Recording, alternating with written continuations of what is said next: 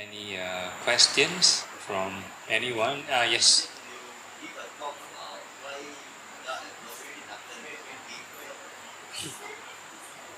Yeah. Oh, okay. Female ordination. Yeah, why initially the Buddha didn't want this female ordination? Okay, so this is a very interesting topic because this female ordination issue is a very, either it's a hot topic in Theravada community or a very controversial topic in the Theravada community. How many of you ever encountered Theravada nuns? Theravada nuns, as in real nuns, ordained, they have the 300 over precepts. Not Sayalaya, real nuns. No, okay. Yeah, Theravada, not Mahayana. Yeah, Theravada. So you haven't, okay. Alright. No, Sayalaya is Burmese tradition under Theravada. Okay, so what happened is, I will let you know what's going on, the difference. So for Sayalaya tradition, by right, for lay person we have 5 precept and 8 precept, correct? Okay, so this, to become a monastic, there are 2 kinds of monastic. One is the Samanera monastic, or seminary for ladies, seminary. So seminary or seminary have to observe 10 precepts. Basically it's the same as 8 precept, but we have additional 1 more. Do not handle money. So that is the people who wear robes for seminary or seminera. And then there's a higher ordination, bhikkhu ordination or bhikshuni ordination. So this is a sudden jump from 10 precepts to 200 to 227 for men and 311 for women. Yeah, so that is the bhikshuni ordination for women, 311 precepts. So for Sayalaya, this is what I heard from Burmese tradition monks. They tell me is they only give 8 precepts to the ladies. And the Sayalaya community themselves, they will organize their own ceremony to become a Sayalaya. So for us, that means there's no seminary. So basically it's an 8 precept and then they become Sayalaya. Whereas a seminary, that means the one observing 10 precepts, have to be given by a nun. Have to be given by a bhikshuni. So, Theravada tradition all the while for maybe don't know how many hundreds or thousands of years, there's no bhikshuni. Yeah, so the Sayalaya kind of community is like half in between.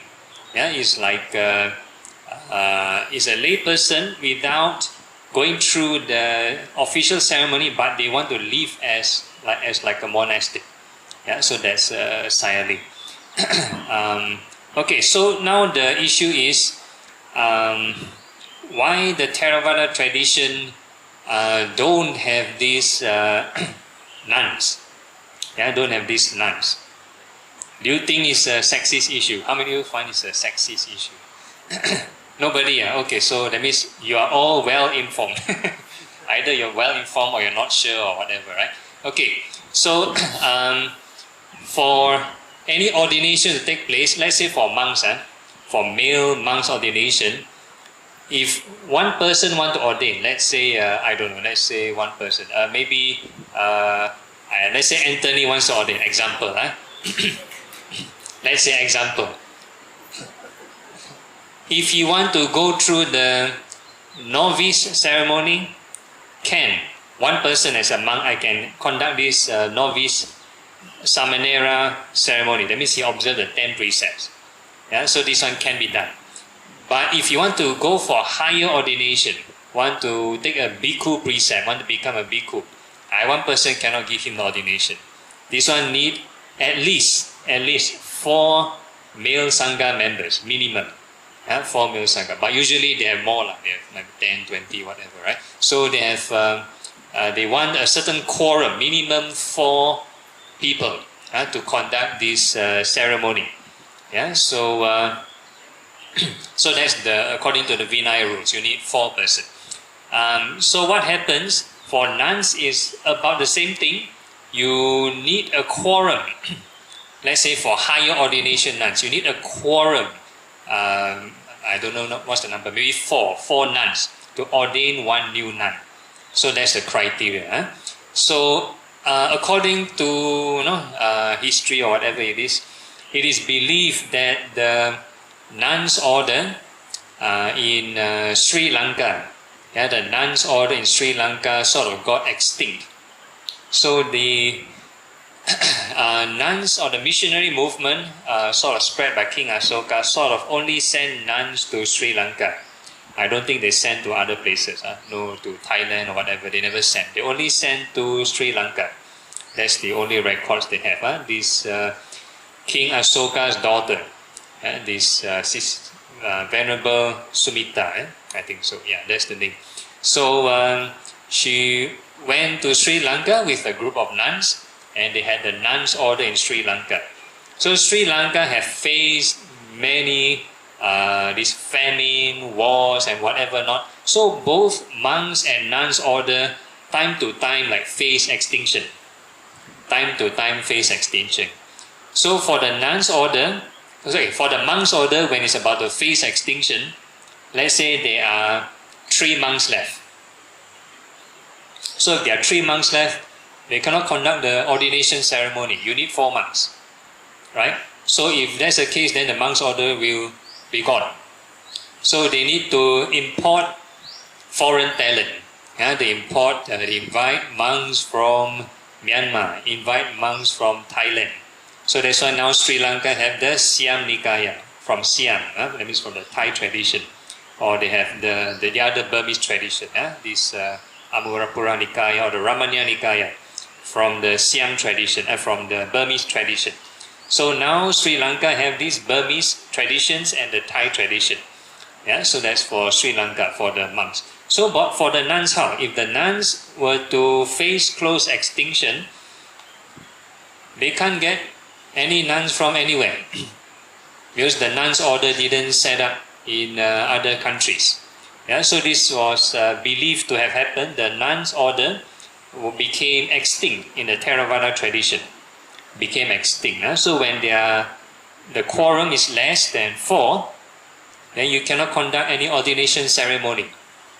So there's no ordination ceremony for nuns in the Theravada tradition. So it was believed the nuns order was extinct for many centuries. Many centuries. And in the 1900s,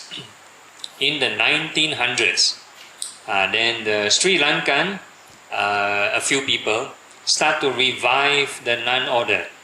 Try to revive the nun order. So there was this lady, she's a doctorate, so she studied Buddhism, and she want to know the nuns order, did they go to do other kind of missionary work? Did they go travel other places to start up the nuns order? And interestingly, they found Korea. The nuns from Sri Lanka went to Korea. So she, with approval of some of the monks, then they decided to conduct this ceremony. They invited the so-called the Korean nuns over to conduct the ceremony. So they have the Mahayana kind of ordination ceremony first, then followed by the Theravada monks who come in and sort of like convert to Theravada. So the Sri Lankan started first. Then I think quite recently, I think Ajahn Brahm also started this, maybe about 1 or 2 decades ago, I'm not sure how long. So he also started this, and I think Malaysia also, we went to this Brahma Vihara. So the Malaysia also, which country was it? Is it in Malaysia? The one in Brahma Vihara for the nuns ordination? Oh, Indonesia. Okay, Indonesia. So they had the ordination in Indonesia. Right. So these things are starting to come up. So all the while, this is a Theravada problem. So for Mahayana, actually no issue because the nuns order are still there. The numbers are still strong all the while. The Chinese Mahayana Buddhism or the Taiwanese, the nuns order are still official and legal. Official and legal. So now the issue is the Theravada, because the majority of the Theravada conservative group will tell you, hey, how can convert? Hey, this is the Mahayana precept different, the Mahayana teaching different, so you convert, and a lot of this issue like technical legality. So now it's only this issue. So your earlier question is, initially, why did the Buddha resist? Yeah. So because when the Buddha was hesitant to start the nuns order, a lot of people in the modern times, when they want to talk about reviving the nuns order, they also use this, right? They use the Buddha's reason, hesitant to start the nuns order, and they believe it will be quite apocalyptic. I use a very exaggerated, apocalyptic. Yeah. Apocalyptic means like end of the world kind of scenario. Yeah, it's like a very big deal. Okay, so I let you understand the context first. The reason why people find it apocalyptic, because they found in, I forgot what's the name of the sutta, I think it's Gotami Sutta or something related to that. So this story is about this group of Sakyan ladies, Sakyan women. The Buddha is from the Sakyan clan, right? So the Sakyan women, a lot of them want to come and ordain. Do you know why they want to come and ordain? You know? Because before that, the Buddha went over and got all the men to ordain, or most of the men to ordain. So now the wife or the girlfriend, no partner. So they also want to ordain. Yeah. So when they came, so this Queen Pajapati. So that's the stepmother of the Buddha. Stepmother. So the biological mother, Queen Maha Maya Devi, already passed away long ago. It's like 1 week after the Buddha's birth, she passed away. So all the while he's been taken care of by this Queen Pajapati, Maha Pajapati. That's a sister of the Queen Maha Maya Devi. Okay, so this Queen Pajapati came and request from the Buddha. Yeah, say, we have so many ladies, we want to ordain. So it's a very revolutionary thing, because at that time, all the other religion, or most of the religion at that time, there's no female clergy, female religious clergy at that time. So the Buddha was still thinking, I think better not. So he was hesitant. So 3 times this Queen Mahapajapati requested, and the Buddha rejected. The Buddha rejected. And so Venerable Ananda went to look what's wrong. So Venerable Ananda went to have a conversation with this Queen Mahapajapati, and she asked Venerable Ananda to plead to the Buddha on behalf of the rest of the women to get the ordination. Right? So the Venerable Ananda asked the Buddha, is it true that Venerable Ananda also plead twice. Plead twice. So I think before he went the 3rd time, or did he went the 3rd time? Okay, so afterwards he changed the subject, because the Buddha rejected also. Venerable Ananda plead to the Buddha, can let the female ordain. The Buddha said no. Then the reason being, the Buddha mentioned that the Buddha's dispensation will shorten. The Buddha's dispensation will shorten by like half. So a lot of people like to quote this. They don't take the full context of the story. Then they quote this. I cannot ordain women, if not, the Buddha's teaching will shorten by half. That means the religion, the lifespan of religion will shorten by half. That means the religion will extinct. That means the extinction of the religion is inevitable. That's why we have to wait for Maitreya Buddha or the future Buddha.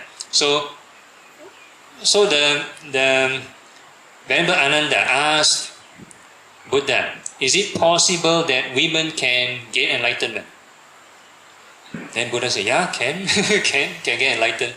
Then so slowly the Venerable Ananda convinced the Buddha. Then the Buddha thought about it. Okay, let the women ordain, but must need rules. Yeah, need rules. So the Buddha sort of set these 8 Garu Dhammas. That means 8 additional rules to protect the existing male monks. To protect the existing male monks. So do you know why the religion will shorten by half? Is because if there's no rules, if there's no protection rules, the monks who are not yet enlightened will still fall in love. Will still fall in love with the wife and the girlfriends. Will still fall in love with the wife and the girlfriend. And then very fast the Sangha will be finished, gone. So that's the problem. So you have to understand the context first.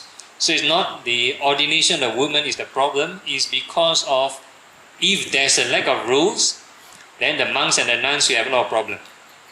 So the Buddha came up with these rules, and then he allowed the ordination. He allowed the ordination. So he managed to ordain the women.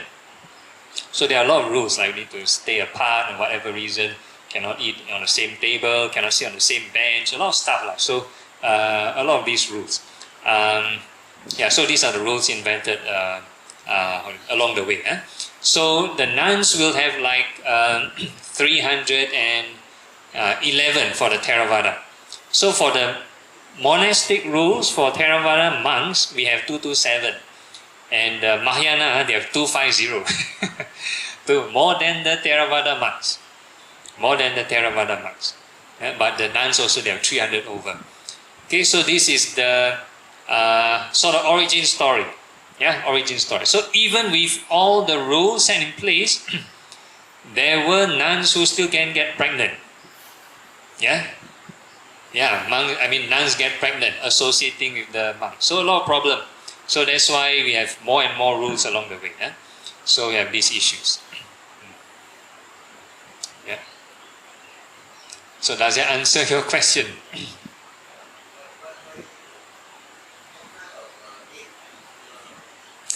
That I'm not very sure. But one of them is, I remember is any monastic, any monk, no matter how junior they are, if they were to pass by a nun, the nun will have to pay respect. So the nun can be very senior, can ordain for 10, 20, 30 years, but a monk who ordain for one day only, they must bow down, must respect. So basically it's to create this something like a distance. They don't need to be too close. If they are too informal, then a lot of things can happen. So that's the rules, the precept. So the Buddha set all these extra rules. Why do you need 4 monks? It's a bit like American Idol. You need 4 judges. Okay, so you need one preceptor. You need one preceptor to preside the ordination ceremony. You need 2 investigating monks to facilitate, to question or interview or interrogate the candidate. Do you have any disease? Do you have any debt? Like that kind of stuff. So there's like whole list of questions to interview the candidate. And then once they find it okay, then they have to bring the candidate in, and then the preceptor will double check. Do you fulfill all the criteria? And once okay, then there's an additional helper, help to dress the monk and whatever not. So you need minimum 4 . So usually there are more, so more people easier to help. So that is the 4 is of course developed much later towards the end of the Buddha's career. When the Buddha was around, the Buddha just say, "Ehi bhikkhu, come monk." That's it. Don't have so many rituals. No chanting required. Don't have a lot of ceremonies. But as the Buddha the religion spread, India is so big. In order to ordain people, imagine the people from one part of India to travel all the way to see the Buddha to ordain, a bit troublesome. So the Buddha allowed the monks to conduct the ordination ceremony. So no matter how far they are, they can conduct the ceremony. So they have these rituals. Okay, anyone else?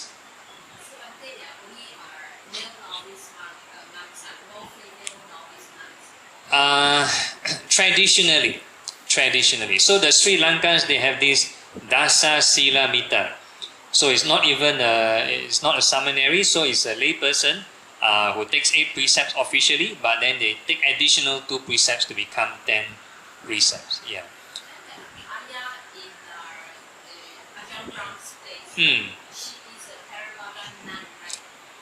If I'm not wrong, if she's a bhikshuni, then then she's not. If she ordained under the Ajahn Brahm side, yeah.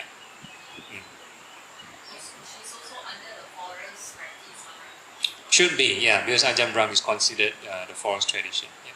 Because I met her in Buddhist fellowship. Okay. Yeah. Okay. Then when she did the guided meditation on loving kindness, she said we all must smile. Okay. Yeah. Otherwise, loving kindness cannot be so small. Okay. Alright. Okay. Very good. Okay. Anyone else? Yeah. 班弟也想问一下我们南传的话，像我是南传的，我要想听师傅讲经啊，还是开示啊？是每一个师傅都可以嘞，还是只找一个？还是对。你要找哪一位师傅都可以啊。好像我去白莲来很多师傅，对咯。我可以看到是哪一个师傅就可以了，对吗？不一定不一个这样吗？没有一定的啊。OK，Thank you。Okay, anyone else?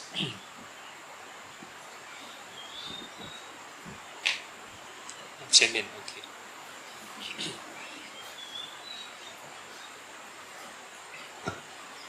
Yeah, so finally can ask. Okay. So what motivates you to be a monastic? What motivates me to be monastic? Okay, this is a very good question. Because in non-Buddhist countries, probably very rare to find young monastics. Yeah, usually people who want to ordain and become monastic, usually they're either middle age and above. Yeah, middle age and above. Because one of the criteria for ordination is you need parental approval. You need parental approval. Yeah? So the 2 questioning monks will question you, do you have parental approval? The preceptor will question, do you have parental approval? So this is very important, one of the criteria. So, how many of you, for example, would let your children ordain and become monastics? Oh, will. Surprise, huh? Okay. Normally we have this joke, the monks have a coffee table joke. We always say, if let's say the Buddhist devotee, they come to the temple, they hear somebody else get ordained, they say, wow, sanjai, sadhu, sadhu, sadhu, huanxi, they rejoice. They sadhu, Then when turn around and ask them, you want to let your child ordain or not? 不行 cannot. Must 传宗接代 must help to pass down the family line. So that is the problem. Yeah, that's the problem. I think everywhere have this issue. I think even the Catholics also have this issue. Some based on some of their feedback. They have less young people want to ordain. Yeah, so this is the problem. So I think Buddhist countries also may be facing this problem. Yeah, because now if let's say the economy is getting better, or if let's say the world is getting more modernized or more materialistic, then less people want to ordain, or less ordination rate. In the Buddhist countries, it's a bit of like a social support system. If let's say certain families have too many children, they can send the children to the temple for free education, free food, free lodging, free education. So a lot of them ordain from young, from very young. Like children like 7 years old, they can, or 5 years old, they can ordain. So they start off from very, very young.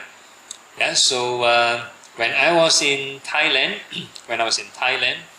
after I became a monk, I even asked a short-term ordination monk.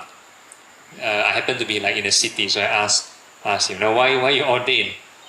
So they told me, the parents will promise them a car after they disrobe. They have to go through this ritual. They need to ordain. And after they disrobe, then the parents will reward them with something. Yeah, so that's like the culture. Yeah, that's the culture of them. And a lot of these parents also love their children to ordain for many reasons. One probably religious reason. They believe by offering the child to the religion is a very meritorious thing. Yeah, so that's one. Number two, could be for economic reasons. Yeah, to help them sustain the child. The next one could be prestige. Prestige. So normally countries where government have like a certain control, where the state and religion sort of mix, they will propagate certain,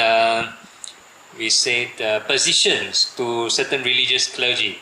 So basically, some religious clergy will receive certain like allowance, from the government, and it's kind of prestigious for them, in a way.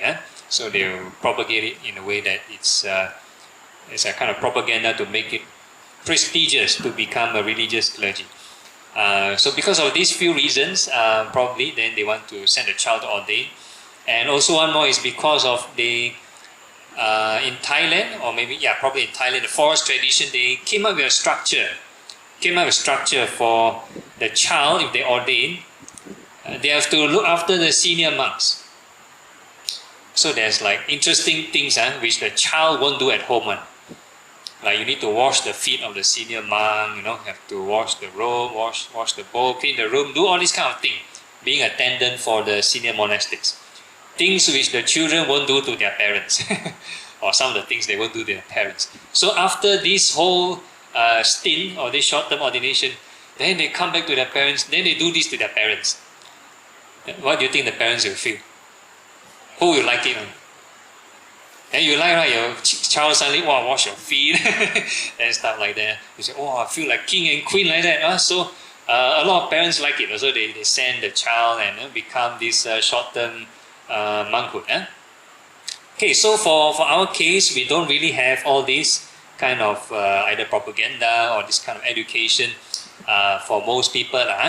So for my case, my parent, my mom, until now, she's more like a free thinker, more towards ancestor worship. Then my dad was probably started off with like free thinker, then initially became pro-Buddhist, and during my secondary school, then he became Buddhist. Yeah, so all the while at my early stages, early years, probably nursery or kindergarten, he was like following my mom to like the Kuan Yin temple. Then my mom's praying. Then he's going to the bookshelves and picking those free distribution Dharma books. So his home, the shelf is full of Dharma books. Full of Dharma books. So when I was in primary school, we have this thing called the free reading period. We are supposed to take our own storybook and just read maybe for half an hour, for example. And the teachers will just walk around and see whether you will read any storybook. So basically that's what we do. So at that time, I do not have storybook. No storybook. So no choice, I have to read Dharma book. So I went to my dad's shelf. Wow, no storybook, all the Dharma book. Okay, just pick one simple one. So all my classmates, my friends were reading normal children's storybooks. My classmate reading this Enid Blyton, and the other one reading Roald Dahl. Then I'm reading this book by this Venerable Dr. K. Sri Dhammananda. So I'm reading. So I have no idea what I'm reading. So start off with very simple, life story of the Buddha. Simple to understand for children. K. Sri Dhammananda is a pocket Dhamma book. So to me, last time I thought small book means simple. So I take small book. Wow, so cheap. So I have no idea most of the content. So I start off with, once I read the life story of the Buddha already, I have a very naive, very innocent thought as a child. Like being monk, very good. Maybe next time become a monk. So I start off from there. So maybe planted the seed there. So when I was at home, last time my family had this family gathering event. So we kind of watched this TV together every night. So last time the Chinese show was filming this Journey to the West. CUT, Journey to the West. Journey to the West. So my mom was like randomly asking a question, nothing to do with the show. She just randomly asked me, because just a family conversation. Asked me, hey, next time in future, what you want to do? What you want to become? Then just nice the CUT start, then the monk come out already. And I point to the monk, hey, next time become the monk. Then immediately say, no, cannot. Then you try say all the reason, hey, become monk no good lah, you cannot have entertainment, cannot get married, cannot do this, cannot do that. Then it's like, okay, yeah, I thought become monk supposed to do this. Then she's like, okay, no, you cannot become a monk. Then she's so paranoid until the following week she bring all her siblings and her mother, that means my maternal side, the relatives all come. Then one by one person, hey, don't become monk, no good. I'm still like a primary school kid. Okay, I don't become a monk. Okay. Give a standard answer, some simple to make them happy. Next time become policeman. Okay, make them happy. Next time become soldier. So something like this. So until when I was in secondary school or something, last time 1998, there was this economic crisis. So my dad was doing like business, some kind of trading business. Then his business almost went broke. Then a lot of incident, then kind of sparked certain quarrel between my parents. Then eventually they kind of divorced. Or during the process of divorce, it kind of affected my study, because every day they quarrel at home, quarrel. Then sometimes I need to choose sides, My dad said, you must follow me. Then my mother said, you must follow me. So they were like choosing who to have custody and kind of stuff. So it kind of affect my studies. So in class I was thinking who to follow, then my teacher talking, not paying attention. So the grades will drop. My performance, everything drop. So it kind of made me think, what is this happiness? What is this happiness?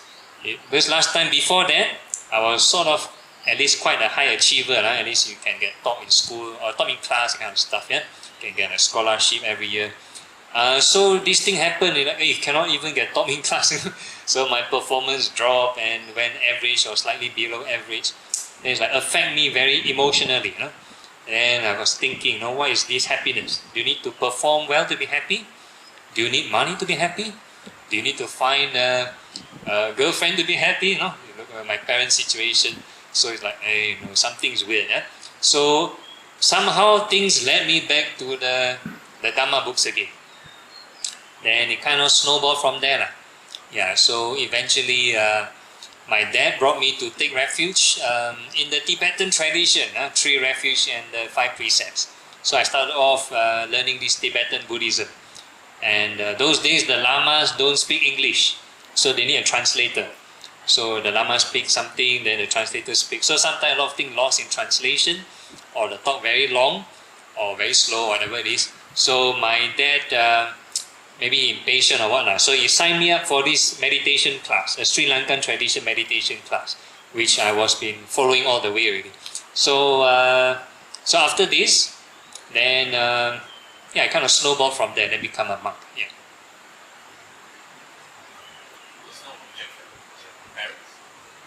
Objections from parents. So my dad is quite okay all the while because he's Buddhist already. So he's kind of okay, quite chill. Become monk. no problem. So regarding the parental approval, right, is because after my parents got this divorce, then probably it's easier to ask parental approval after they get divorced. If not, they will force or insist, hey, you must get married. You must get married. But because they divorced, then okay, like you do. So my mom was quite reluctant actually. My mom is reluctant, so I have to persuade her. Since after my secondary school, I have to persuade her. Then she's like, no, cannot. Next time you grow older, then you think, then that kind of stuff. So during my second year of national service, because for the guys in Singapore, we serve the national service for 2 years. So 2 years I was like in the military.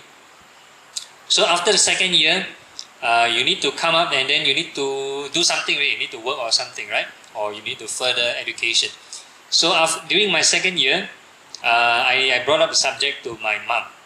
Yeah, then she somehow agreed.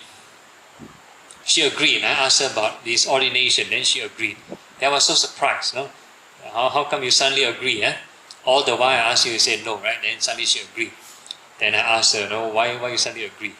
And she said, oh, she went to this Taoist temple, look for this fortune teller. And I asked the fortune teller about my situation. Then the fortune teller said, okay, you must let your son go become a monk. Let your son go become monk. Then she agreed. Yeah, so I was like thinking, hey, I persuade you for so many years, you don't agree. Then this total stranger say, let me become a monk, then you agree.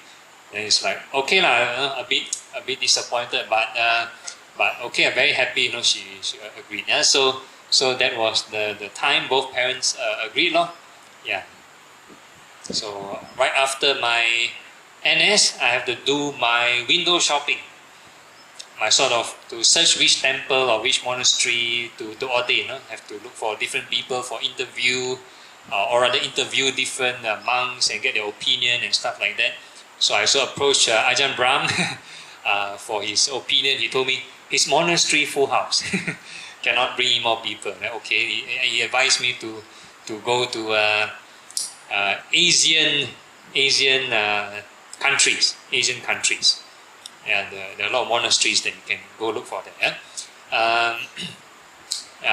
Then who else?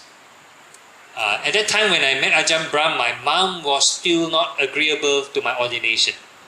Yeah, so I asked him about this issue also.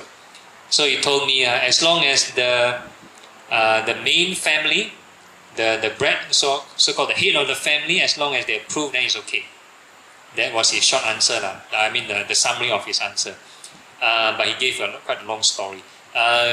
So with that, okay, so I thought it should be okay. But I play safe and still get my mom's approval. Yeah, so I went to look around different places.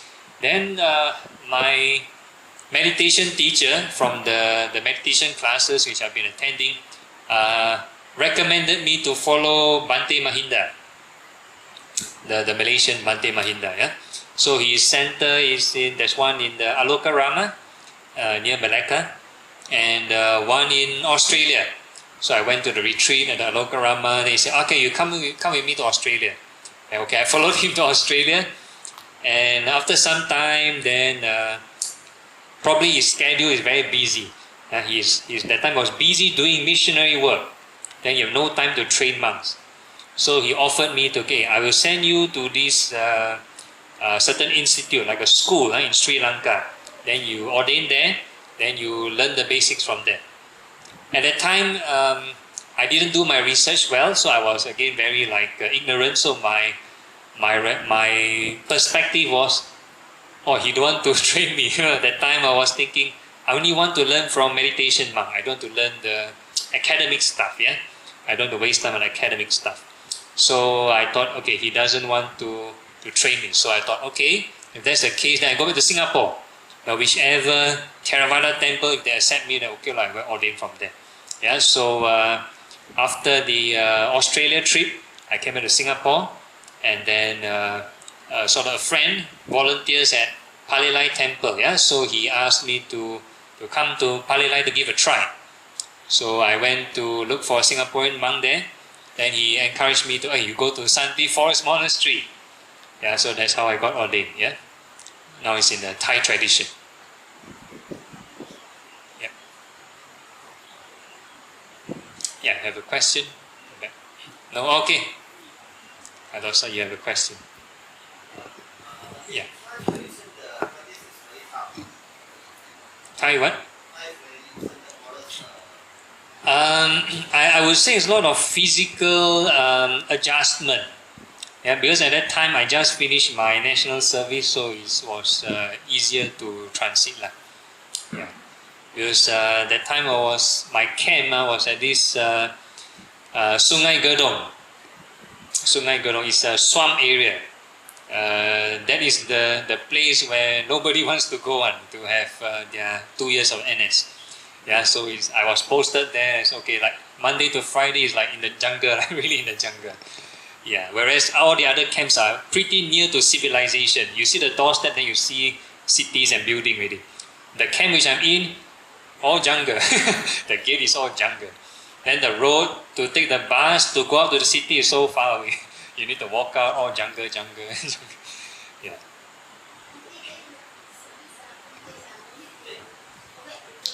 Huh? No, weekends you can go home. Reservist. Yeah. So for the Singapore system, we have this thing called 10-year cycle of reservists.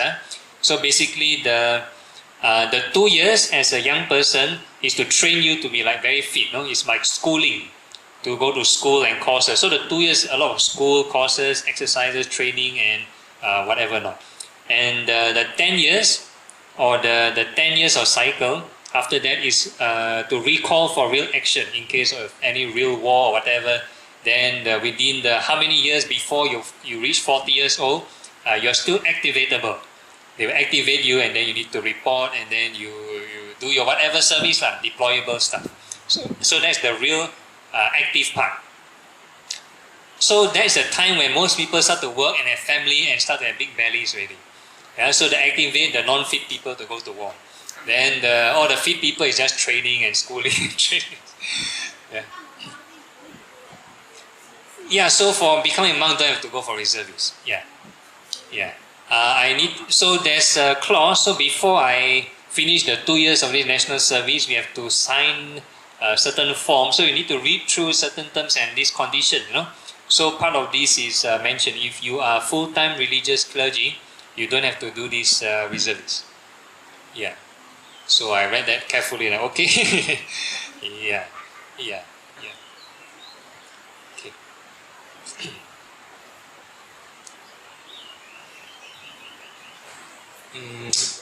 During the process, would you actually came across like questions like who am I? What's the meaning of life? Yeah, definitely. So all these are part of the spiritual journey. Why we get interested in religion or spirituality. So these are probably one of the few questions. Yeah.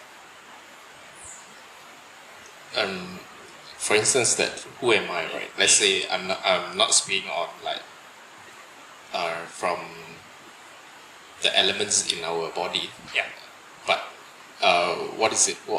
From the mind perspective, the who am I questions, how is Dharma perception on this? I mean, the meaning of it.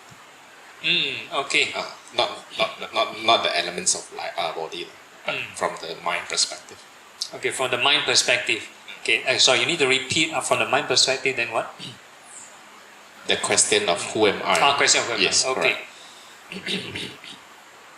Okay, so our mind will actually come up with a lot of thoughts. So this question will actually take a lot of time. I need to talk about dependent origination. So, okay, so we reserve to 7 p.m. This topic. Okay. Any other short questions?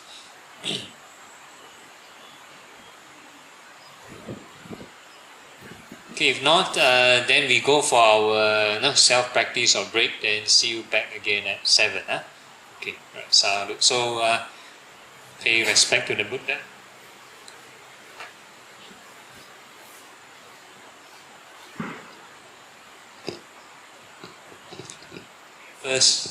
First bow. Second bow. Third bow.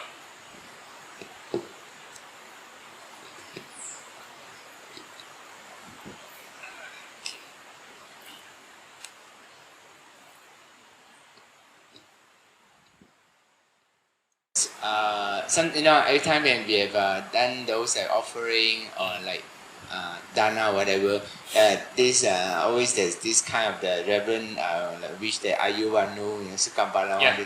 Frankly, to say, I think this is maybe just a wishing or one that also should in his own capacity to do their own best of like cultivate good, avoid evil. Yeah. Because yesterday I just received a message. Our central temple, there is one very quite close devotees, age 61 only, but passed away. Oh, okay. A new. Alright. And he used to quite active in the temple, various activity. Okay, all right. Yeah, so very good point. Yeah. So this Ayu Wano Sukhang Balang. So normally when I chant the dedication merit after the meal time or after the food offering, the monks will normally chant this. So they wish the devotees. Ayu means longevity. Yeah? Wano means beauty. Sukhang means happiness. Palang means strength. And these are the four things one should cultivate. People wish to have. People wish to have success, beauty, wealth, and stuff like that, right? So there are many different levels to look at it. So one way is when we talk about wealth, for example, people will be talking about physical wealth. The money that you can count and stuff like that. So that is one level of wealth. And then there's another kind of wealth, which is the inner kind of generosity, inner kind of openness, selflessness, less stinginess. So there is another level of wealth. So we have different levels. So when the person, let's say they practice generosity, they do dana, at the more mundane level, the mundane workings of karma, people will look for, okay, maybe next time I'll get rich, or maybe my next life I'll get rich. So that is maybe one way of looking at it.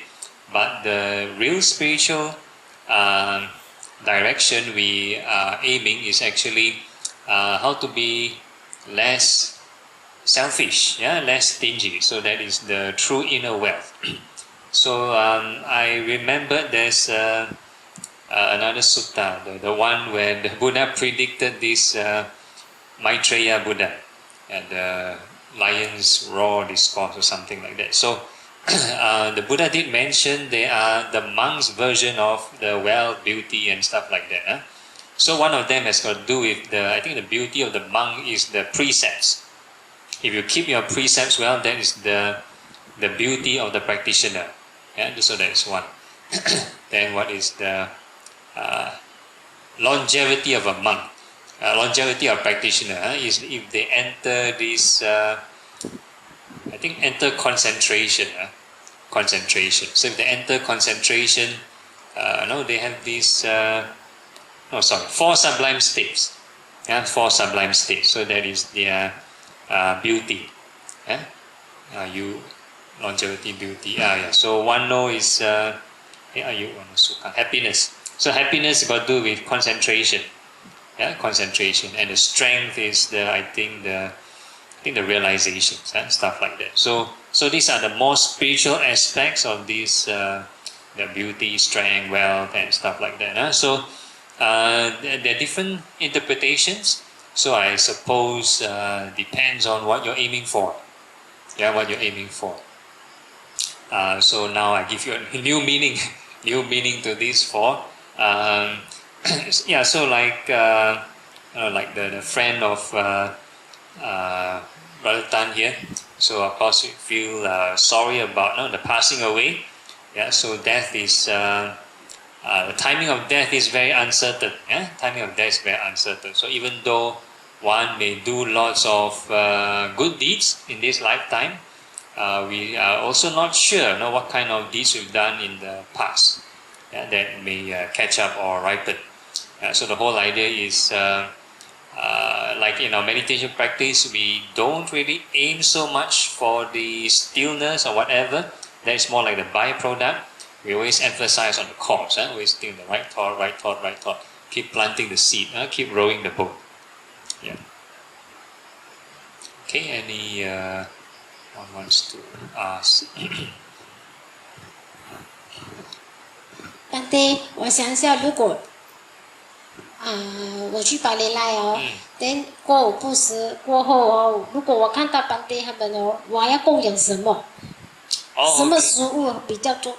除了那个几样东西，是哪一种食物是最好的供养给Bante？如果在寺院呢，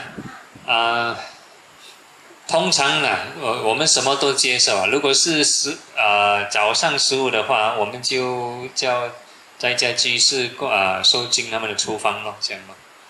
哦，没有过不是，很像你们已经吃饱了，你们对咯，对了，吃饱了。所以如果你供养食物的话，我们就没有吃咯，我们就叫这个在家居士来收了。什么食物都可以啦，用的食物、食品、药都可以啦。都可以。OK，Thank you。你最重要是不要带来煮的食物，你煮来了我们就很难收了啊。没有，很像注重那个东西啦，那一定要买这个买这个。不用。不用哈，OK，可以，谢谢。随缘随缘。Bante, just now you mentioned about right thoughts, right? Yeah. So, if we can constantly generate right thoughts, so which means that we can maintain the calmness in ourselves. Are you trying to trying to tell us that we can actually attain the calmness in ourselves? Yeah, everyone can do it. That's why there's the Four Noble Truths. It's doable. So at our last moment, we will also be very calm, right? If you have right thoughts, right? Yeah, correct. Yeah. Thank you, Bante. All right. Anyone else? If not, I'll answer this Goh's question. So you're talking about the meaning of life? What is it? Who am I from a mind perspective? Okay. Why do we have this question? Who am I? Yeah, who am I? So we call this personality doubt view. Personality view or doubts pertaining to personality view. So we have this. As long as we have the sense of I, the sense of self, then many kinds of questions will form. Who am I? Am I inside the body? Am I outside the body? Is this I exist after death? Does it not exist after death? So on and so forth. So we have lots of doubts regarding to this I, this self. So we need to understand. In Buddhism, we have this thing called dependent origination. Or in fact, this is a common question. Don't have to talk about before Buddhism. This since mankind, the starting of mankind, people will ask this question, no? Who am I? No? Where will I go after that? Something like that, right? So these are the questions. Who never asked this kind of question? Everybody will sort of ask this question once in their entire life. So this is like important question which probably you won't learn in school. You won't learn in school, and probably our parents may not have the satisfactory answer to the question. So sometimes even you come to a religious place of worship, like right here, you may not get the answer you want also. So I'll try my best to answer. So in there's philosophers, so philosophers such like Descartes, I think it's from French, French philosopher, probably a few hundred years ago, he came up with this popular quote. The philosophers were thinking, the philosophy of existence. Why is there this self? Why does this I appear? So there's a popular quote from him. I think, therefore I am. Because of thinking, therefore the I exists. So that was his quote. But before this Descartes, the Buddha already discovered this long ago, 2,500 years ago. So the Buddha came up with a longer version. This one is called dependent origination. Because of our ignorance and because of thinking, because of mental formations. Then mental formations, then there's awareness, there's consciousness, you're aware. Aware through where? Aware through these your six sense doors. Your eye, ear, nose, tongue, body, and mind. Called the nama rupa. And then we have contact. We have contact. When we see something, hear something, smell thing, taste, and touch, right? We will develop feelings. Either we like what we see, we don't like what we see, we like what we hear, don't like what we hear, or we find it neutral, right? And because of this, so from the beginning process up to feelings, we call this reflex action. You cannot do anything about it. Basically, nothing much about it. You can't do much. So, the untrained person, the non-mindful person, will react with greed or hatred. Anything nice sound, nice smell, nice sight, then they react with greed. They want some more. Yes, they like. Wow, they like. Yes, they want. So they develop greed, or they react with greed. And if anything they do not like, they react with aversion, anger. So this is the starting cause of our existence and suffering. So once we have this reaction, it will produce clinging. It will result in addiction. We will get addicted. We'll be obsessed, possessed. Let's say, I don't know, because Singapore now there's news of this Taylor Swift concert. So some people are crazy, so obsessed to buy the Taylor Swift ticket. Long queue, So some people purposely take leave just to queue up to buy this. So it's called a kind of addiction to your favorite contact.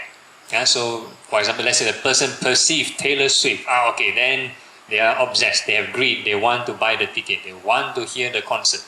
They want to see the concert. So, they have this kind of clinging. They like this song so much, or they like this singer so much. So there is a kind of addiction. A kind of addiction. So this addiction forms becoming. You become that personality. You become this Taylor Swift fan. Taylor Swift fan. So you become that person. So it can be any scenario. So if let's say you are obsessed, if let's say a person obsessed with gambling, then they become a gambler. So we have addiction to this nice feeling of gambling, or wanting to win, or the thrill of gambling. Then they become a gambling addict. So that is the product. So there's becoming. So we call it a sensual becoming. And there's also a form and formless becoming. So if a person meditate and enter, let's say, concentration, wow, very still, very nice, very pleasant, then they want some more, right? Then we call this form and formless becoming. Form and formless becoming. So it's a kind of addiction, and you become part of that reality. So this happens very fast all the time. Let's say we think of our family members, then we become a family member. If your attention is right here now, then you are an audience. You are the Dhamma student, for example. So the personality change every time there's a new contact.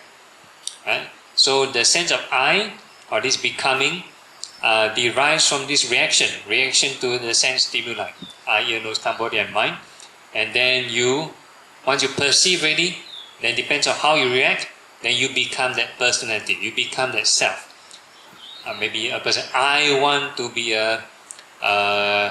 let's say they have a goal, I want to be a rich businessman, or I want to be a superstar, or I want to be a fighter pilot, whatever it is, you want to become something, right? It is, there's a wanting, there's a craving there, and this craving, and then you form this, a nice, maybe a kind of, it may be a dream or whatever it is of ideal state of that job or that state or that success or whatever it is, and then there's an addiction, there's a nice feeling, there's a nice fantasy of that particular role, right? So that is, we call this craving leading to clinging to becoming.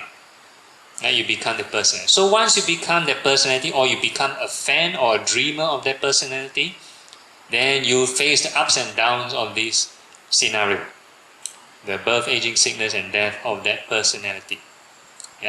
So if let's say I'm a gambling addict, example, I become a gambling addict. So a gambling addict will face the sufferings of a gambling addict. You not enough money, or they want to gamble some more, and they spend less time with the family. So all this, right? Birth, aging, sickness, and death. So they face the dukkha, the suffering of this gambling addict.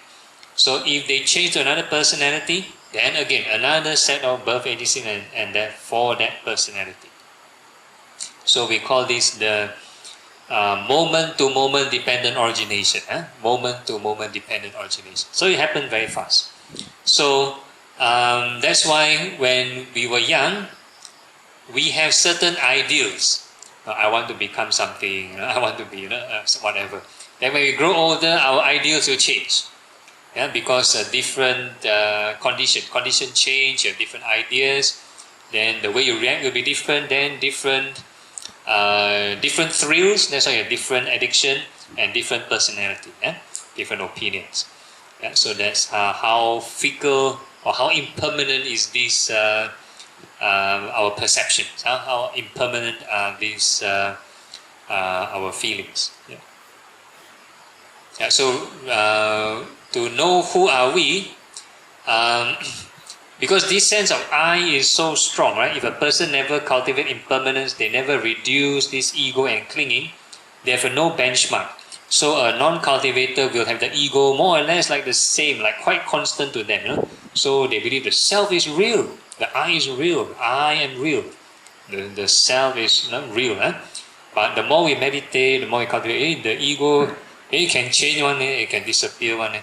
So how does it arise? From what kind of thinking causes this ego to arise? And hopefully, the more we train, then this ego or this self will reduce and disappear. So once it disappears, then we'll have a new perspective. We'll be chasing something more not so impermanent. Because right now this personality is impermanent depending on our addiction. Depending on addiction, then this personality will be different. So it is very fickle. So once we overcome this delusional self, then whatever we're chasing will be more substantial. Does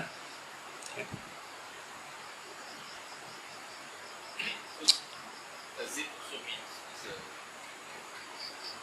every occupation is kind of delusion?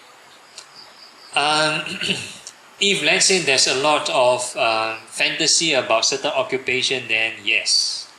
But if let's say it's about a need or the intention of it is altruistic, then I think nothing wrong.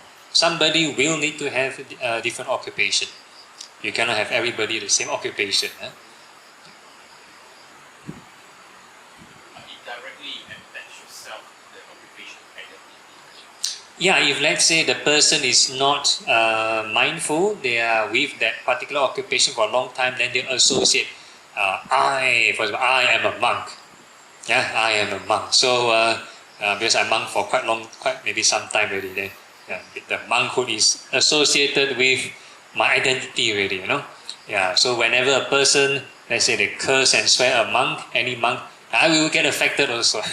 I will feel, why you curse and swear the monk for what? So nobody curse me, but then I get upset. Or somebody curse and swear Chinese race, then you get offended. Or they curse Malaysian like that, or Singaporean like that. So we call this attached to certain personality and identity. Even though it's not real, it's not you even. Not real. So that's how we call this. How the sense of self gets pulled into things. The delusional sense of self gets pulled in. First is a fake self, and then we pull into a fake scenario. It's very relatable. So in that sense, what is the right path to becoming the real? Always mindful of impermanence. The most simplest solution. The most simplified answer. Always mindful of impermanence. So basically, this so-called chain of this dependent origination is to understand how suffering arises or how this personality arises. And then there's another one which talks about if a person do not react with greed or hatred, then all these things will subside.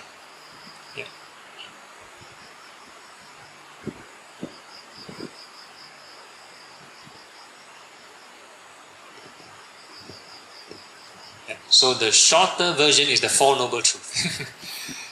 shorter version, the Four Noble Truths, to make things simple.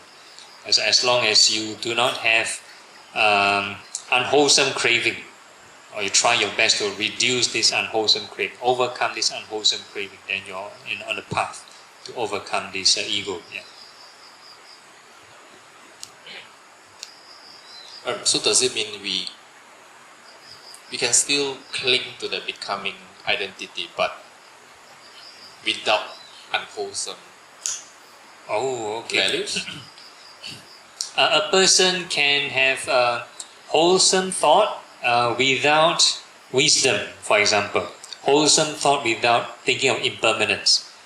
Yeah, then they'll form personality. For example, like a patriotic personality or heroic personality. Yeah, they will get attached to it, although it's wholesome.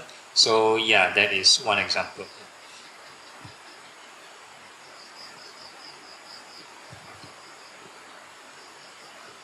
Because usually, I mean, we choose to becoming who we are, influenced by the things we see, our parents, our friends, or things like that. So that's the typical way of we clinging to certain identity.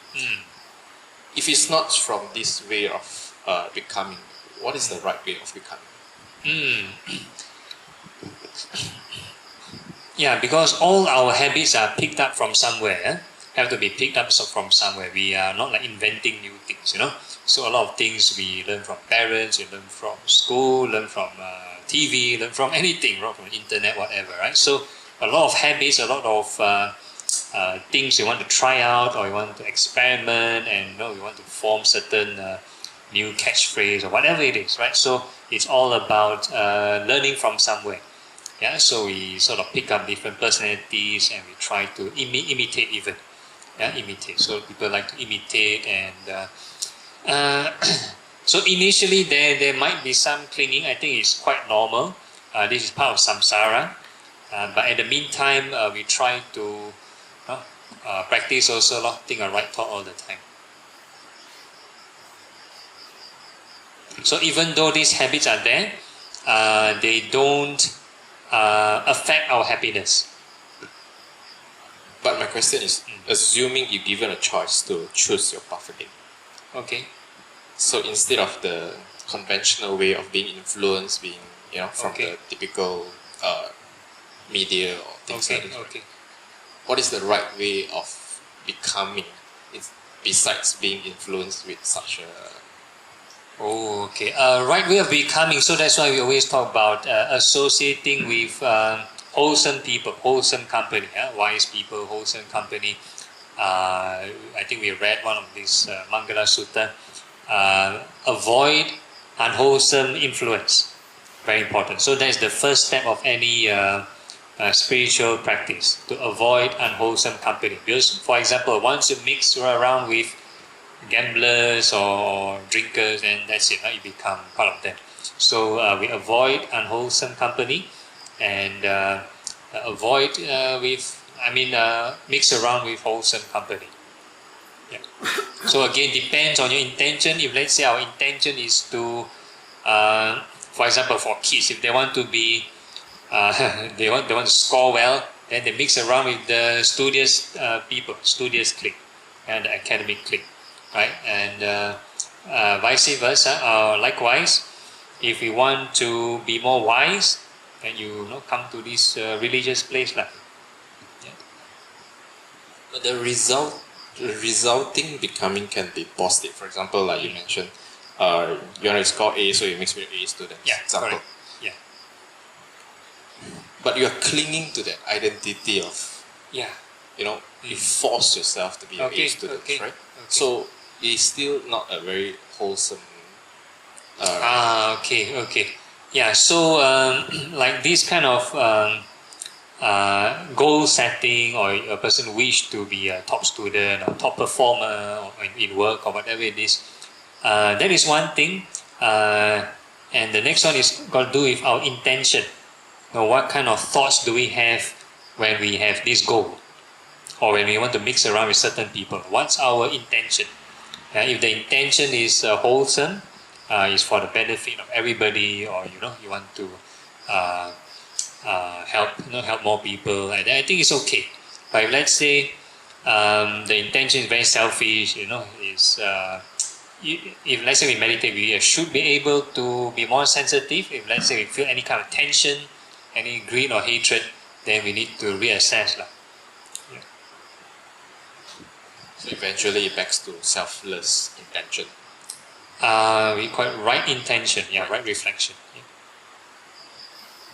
Thanks. Okay, no problem. Yeah, one at the back.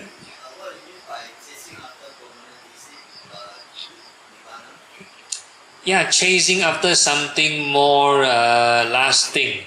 Yeah, so nibbana is like one example. Yeah. Yeah.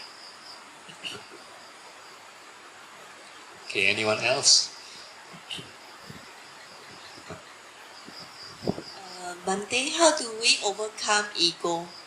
Overcome ego, it's exactly the same answer as this gentleman here.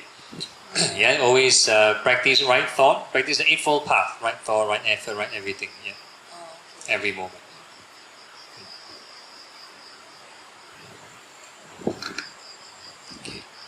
Bante, question on the practice. Yep. The 4 Brahma Viharas, so we practice the metta and then we switch to the Karuna, no. the Samatha and Vipassana. The thinking of impermanence. Okay. Then after some time we go on to the next Brahma Vihara. Then after this mudita, so upeka we are considering the result of karma. Then do we also do the impermanence? Yes, we do also. Yeah. Okay, thank you. Okay, all right.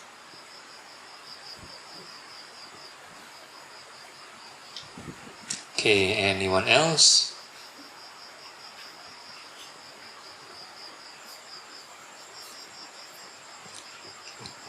Bante, 如果我在家里打坐禅修啊，但我的孩子我要教他禅修他不可以 control 的，怎么教他？禅修禅修不可以逼孩子做了，不可以逼孩子做了啊。我的老公每次叫他去打坐，在菩萨面前坐在那边打坐，我有时我帮他讲话，老公讲你不可以帮他讲话。小孩子可能不适合啦。如果他不是那种喜欢静静他是个很好动的啦。好动的就不适合。记得有一年巴黎来有那个短期出家，then 你 actually 你在隔壁有一个班爹跟他剃头，等他回到家的时候下很大的雨，我在睡觉，但他走来跟我讲，他哭哭得很大声。我说你哭什么？妈咪，我过几年我就在巴黎来住了，我不会在这边住了以后。我说你在讲什么？OK。还讲说因为我是和尚了，我不可以住这里。是什么意思啊？不用太担心我不用担心，我觉得 OK。因为给他定他的心。OK， 通常小孩子就是要训练教那些 virtues 怎样孝顺怎么样有这个这个慈悲心啦，怎么样帮人家啦。我每天就跟他讲，你去学校就是帮助老师，你不要 disturb 老师，你听老师的话就是帮助老师。我每天跟他讲这句话了，我们跟他讲拜拜的时候就会讲这句话。OK， 一个一个慢慢来了不需要去逼孩子禅修。以前我去 volunteer 一个 Sunday school 我在家人的时候去帮这个光明山这个北川的这个寺院那边很大，有100多个、200个小孩子。对，所以我帮了可能有2-3年了所以那时候我是做那个 volunteer teacher 啦就教那个教 primary 5跟 primary 6的11、12岁了，差不多这样11、12岁。所以他们呢就是通常呢就是父母亲把这个 Sunday School 当作是childcare center 还是托儿所我去过一次哎，我最近我去过一次，他讲他喜欢。OK，我不懂哎。OK，所以那个寺院呢就想出一个办法，就是他们不要父母亲这样子做，把这个寺院呢当做是 childcare center 这样把孩子放在那边，让他们自己去 shopping 还是什么啦不是这样子哦，就是父母亲也是要上佛学班哦。对，还带我去参加他们的半个小时吧，念经也是那么大声。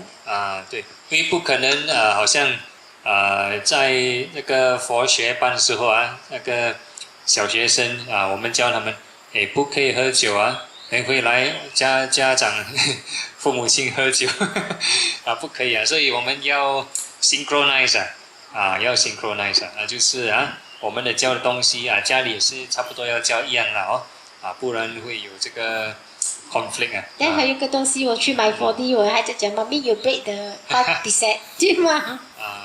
最重要是不要去赌博了对，他讲妈咪 we are break the 5% because you go and buy 4D。4D 没有破到这个5戒啦，可是尽量不要去赌博啦。佛陀有教，尽量不要去赌博OK，通常这个我们还没有讲完这个佛学班通常因为这些小孩子从星期一到星期五，有时到星期六要去上学了所以他们又要上这个佛学班哇，整天在课室，他们不喜欢的他们要有这些自己孩子的活动自由活动他们要一些时间去玩乐等等所以如果整天好像要教他们东西，他们就他们闲他们通常毕业过后不会回来的，不会做。孩子讲他希望那个光明山带他去看骨灰塔，他讲为什么有骨灰塔，他要明白这个东西。他讲说他要知道为什么有这样的东西，然后他想要去那个，他跟我讲他要希望光明山带他去那个烧尸体的地方，他要知道是什么样，为什么还要知道这个可能是他们的老师要教他们什么是生老病死咯这样咯OK 所以那些学生如果一直被逼的话，他们不会回来寺院那喜欢就 OK 咯OK 所以好像如果你要教他佛法，不可以逼的，不会逼他禅修啦这些OK 好 OK Any other question Yeah Yeah Okay very good question Yeah If we are not the I, so who are we? Okay. Yeah. So this is a question that in our daily conversational usage, our conventional use, we have to use I, you, me, all this kind of thing, right? If let's say you go to work, you need to fill an application form. What's your name? There's no I. Then you cannot get a job. Then you cannot get a job. Then a lot of problems. So conventionally, you are who you are. So we need to identify. But the untrained person, I am who. That time you're right. I am so and so. I am attached. There's a strong attachment. So we still can do conventional thing, but without attachment. So that's the training. So it's more of an inner transformation thing. It's not to change the external way we do things too much. Yeah. So that's the idea. So to know who are the real you or not, this one need to experience it. I cannot explain with words. It's more experiential thing.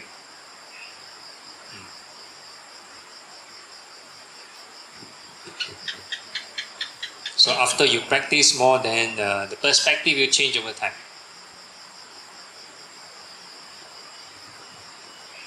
Is this similar to the duality anatta or something else in the Dhamma? There's no I. Yeah, something like that. Something like that. So that's in theory. That's in theory. Yeah.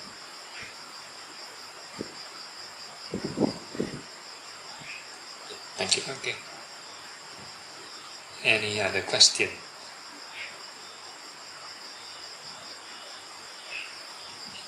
So the Buddha actually gave an example about this overcoming of this I, this sense of I or the self, or they talk about nibbana, something like that. So he talked about for people who do not experience it yet, it's like a fish and tortoise. Let's say they are in a pond, Yeah. So the metaphor for the person who has experienced this maybe non-self is like the tortoise able to crawl on the land surface and disappear from the pond for a while. Yeah. So the fish is like, where did the tortoise go? Yeah. So afterwards the tortoise come back to the pond and start swimming. And then the fish, hey, you appear back again. Where did you go? Where did you go earlier? So the tortoise tell the fish, I go to dry land. So the fish have no idea where's the dry land. And they ask the tortoise, can you swim on dry land? And the tortoise, no, we cannot swim on dry land. So the fish will keep on asking the tortoise questions pertaining to the pond, based on the fish perspective of his life experience about the dry land.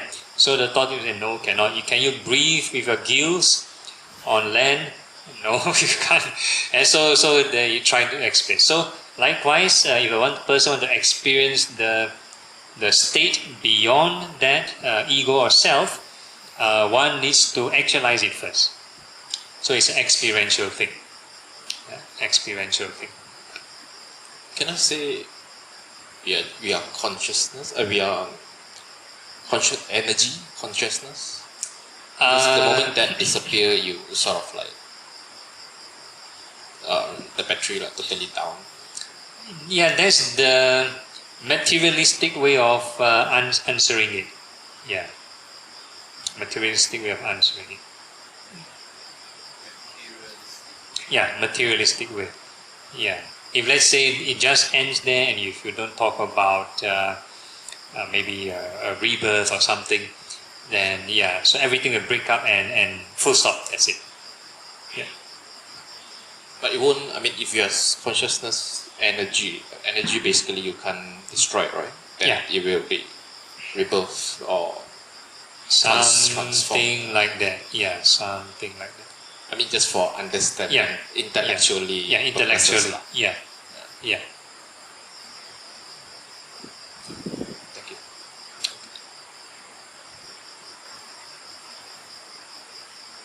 很开心来到这边，可是有时班弟讲的东西我听没有，可是我会把你讲的东西头脑里面，我就会transfer我的 Chinese 去讲。好像刚才你们在讲我吗 ？actually 是没有我的，在佛教。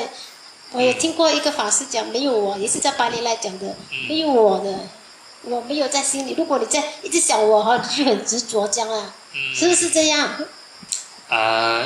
就是我们要最后来了解什么是无我没有我的字的，是因为如果你全部都是我，全部都是我了，不可能的。所以有一个慢慢的一步一步的方式来去了解这个无我。我的孩子也以后也不是我的一样的，因为我有一天也会离开这个世界。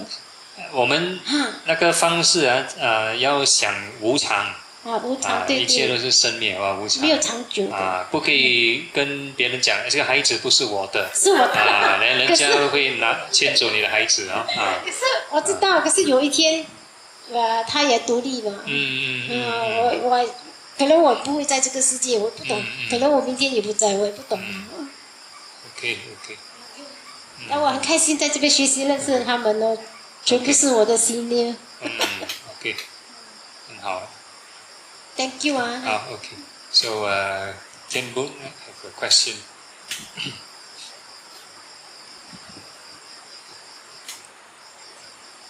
Yeah, Bante. Yeah. My question is related to the food. Some monastics have one meal a day. Okay. Bante as well. Okay. Can you explain some of it? Okay, so the precept or the rule is not to take meal after noontime. So the allowable timing is daybreak to noontime. So last time, the origin of the rule is last time, whenever the monks want to have their meal, including dinner, they need to go to the town, go to the village to go for alms round. Yeah, so if let's say they want to have breakfast, lunch, dinner, then they need to go 3 times. Go to the village and makan 3 times. Huh? So after some time,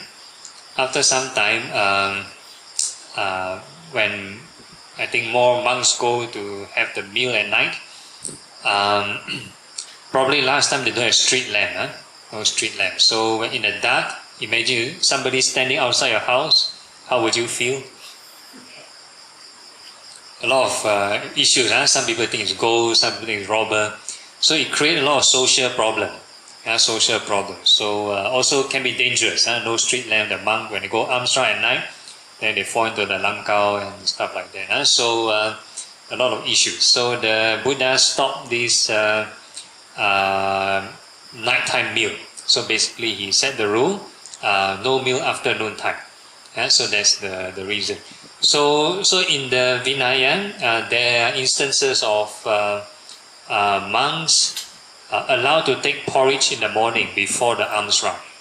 So that's why you have the idea of the breakfast and the lunch. So so one of the senior monk told me, how do you call it? So because the precept is you can take from daybreak to noon, you can take as many meals as you want within that period of time. So a person can, for example, Palelai temple have a very interesting timing. So like 6:35, there's a breakfast time because the abbot always eat at a time, so the resident monks will eat. So sometimes Palelai will invite certain guest speakers, so-called forest tradition guest speakers. Then they sort of request to take their meal like maybe 9 o'clock or sometimes 8:30, 9 o'clock in the morning. But the temple all the while don't have this timing. So the official temple, the lunch time is like 10:45 or 11. So that is the timing. So in between there's another meal. So become their 3 meal timing. So the kitchen we have to prepare the meal 3 times. So some of the monks, they will join 3 times. They will join 3 times. They makan 3 times. They go alms round, they come back with the alms round food, they bring to the room and makan.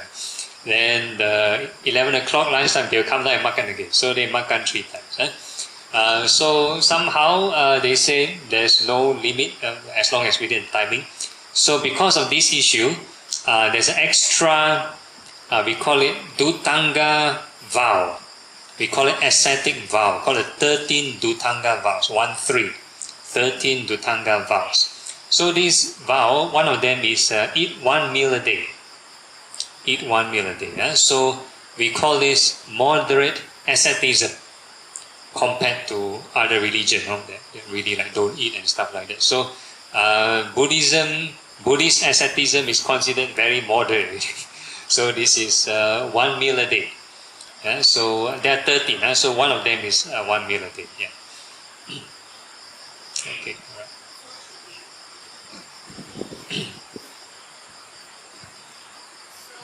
Each precept is 1 meal or 2 meals? You can eat any time from daybreak to noontime. That's the official answer. Oh, day. You can have 3 meals. Also can. precept 早上几点才可以吃啊？在家里的话，如果做的话，一有阳光出现了啊，就阳光出现是8点还是7点？啊，你阿高呢？你看到有阳光出现就可以了。就下雨。啊，下雨等哦，等哦，等一下。你阿高呢？因为每天差不多那个时间你就知道了啊，你跟着你的时间哦。Thank you 啊，因为我们是半夜，像马来人哦，他们早上不都4、5点起来吃东西，那个哈利拉雅的。OK。Daybreak you all can eat already, right? Daybreak。啊，就是阳光出现的时候了，So 看每个地方不一样了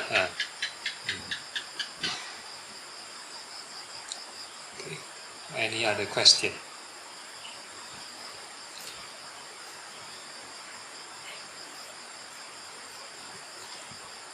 Regarding the jhana levels, right? Actually, for lay person, what's the whole purpose of you achieving higher and higher and higher? Okay. So, in the end of the day, what's the ultimate reason? Depends on the individual goal.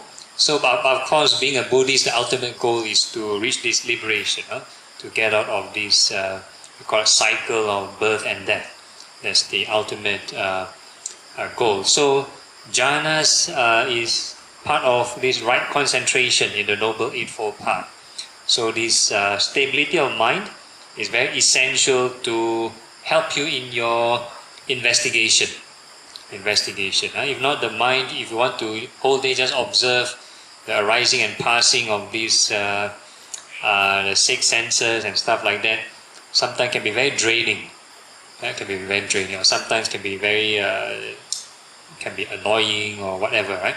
So this stability of mind, this concentration will help you sort of like buffer a bit, yeah.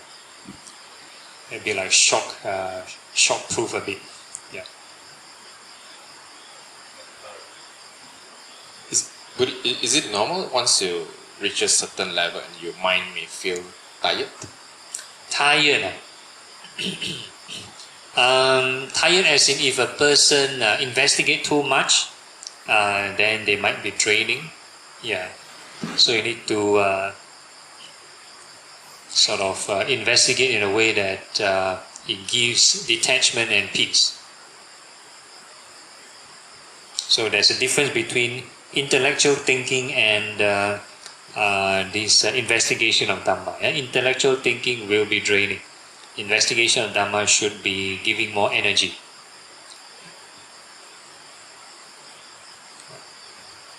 Thank you. Okay.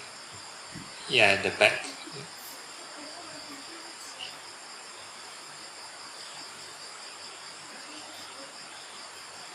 我在今年的After Chinese New Year， 我就发现到我自己有癌症，对吗？ Then 我的家里的人就 send 很多那个心经啊，叫我念那个经啊，就每天早上念这个。其实我对这个很不熟，所以还一直讲说，因为你念不够啊，什么什么，是对吗？要做这样吗？谁叫你念？我家里的人哦，我的姐妹啦，我姐姐就 send 我心经啊，send 我这个 send 这个，很多东西北传的东西，因为我是南传的，她是北传的，对，她一直叫我 follow 她的这个，叫我每天念这个，我不懂要怎么回答她，只是静静而已啦。OK 了对了你就谢谢咯，你就继续念你的你要念的经咯我没有念经，可是我会听啊。因为那时候是我最 sad 的时候哦，我不会去听这个咯。after that 现在我就 OK 很开心了。要接受咯，接受了你就很开心。偷偷是不可以接受啦。然后 after that 我觉得可能是我前世做的不好啦，还是今世做的不好，也是我的因果嘛，所以我就把它还给他们咯。当作还给他们咯，就接受。lucky 我知道这个病的时候，我已经开刀过后，电疗过后，我就可以来到这边。因为我觉得这是我第2个生命了。OK。好。因为如果我不知道的时候，可能是第4期了，对吗？现在我是第1期啦。对，我觉得很好咯，我可能不大保佑我了，就这样想。Okay. Okay, any other question? And people talk about Buddha protection, triple gem protection. Actually, do we actually receive this type of protection? Yeah, so the protection is actually you yourself create the protection. Because when you create the good karma or you observe the precepts, then you are avoiding a lot of unnecessary, unwholesome repercussion. So that is the one kind of protection. Yeah.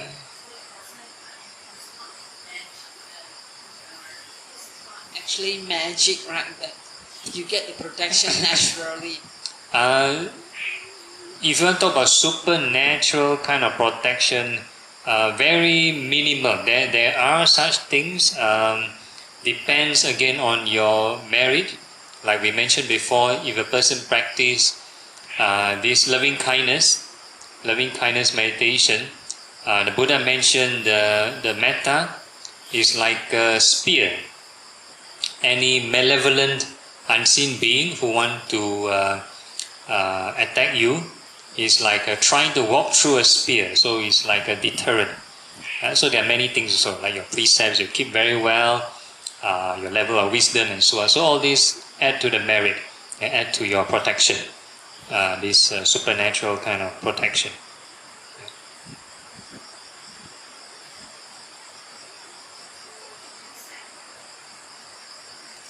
You have to keep your precept 100% up. Yeah, as long as our intention is wholesome, and we need to practice this precept, we call it holistically. It's not about just die everything, don't do everything. We need to train the mind. We call it upgrade the mental frequency. Yeah, that's the purpose of the precept. Yeah, because we are common mortals, of course, sometimes we bound to make mistakes. Yeah. So that should not be affecting it too much, right? As long as we realize that it is a mistake, and we don't repeat it. Yeah. There's always take it as a room for improvement. Yeah. Thank you, Bante. Okay, so that's why we chant this asking forgiveness every day. Yeah, we are not perfect. Yeah. 反正那个发愿，好像当我知道这个病的时候，我很想发愿，可是我怕有时候我做不到。就我怕我做不到，我跟自己讲一步一步来哦。这样发愿，你觉得这个发愿可以做成吗？我不懂，可以吗？发愿是什么意思呢？发愿，因为他们不当我们是要发一个愿，这样我们是要做一个东西，要发愿，我要做这个。看你发什么愿哦。你发那个愿，你要知道是什么愿呢？什么意思啊？或者有时候可能，如果你说的是北川的哦，他们是训练这个无量心了。通常如果是不是特别的仪式的话，如果是普通的每天那个诵经的那个过程他们的经典都是他们的发愿就是训练这种无量心扩大你的心了。南传的呢？南传的就我们念这个咯，念这个持心咯，持经。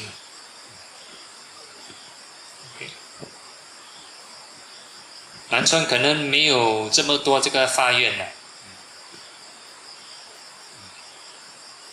OK， 还有什么问题 ？Any question？Yeah, aspiration. Yeah, so we have like one portion. Yeah, but that is like very minimal.